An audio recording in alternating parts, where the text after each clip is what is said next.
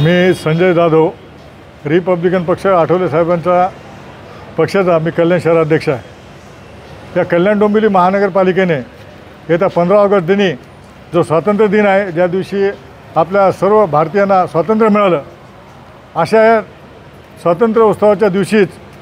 15 ऑगस्टच्या रोजी कल्याण डोंबिवली महानगरपालिका क्षेत्रातील मटण आणि मच्छीचे जी दुकानं आहेत, विक्रीची दुकानं आहेत, ती बंद ठेवण्याचा निर्णय घेतलेला आहे। आणि याबद्दल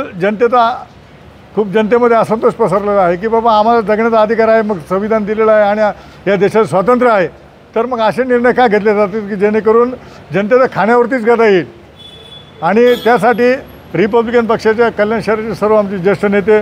सर्व आम्ही इथे अल्पसंख्याक आघाडीचे आमचे अध्यक्ष, मुस्लिम समाजाचे सर्व बंधू मिळून आम्ही एक निवेदन दिलेलं आहे की या निर्णयाचा आयुक्त साहेबांनी फेरविचार करावा आणि त्या दिवशी 15 ऑगस्टच्या दिवशी जो काय निर्णय घेण्यात आलेला आहे की दुकाने बंद ठेवावीत मटण आणि मच्छी विक्री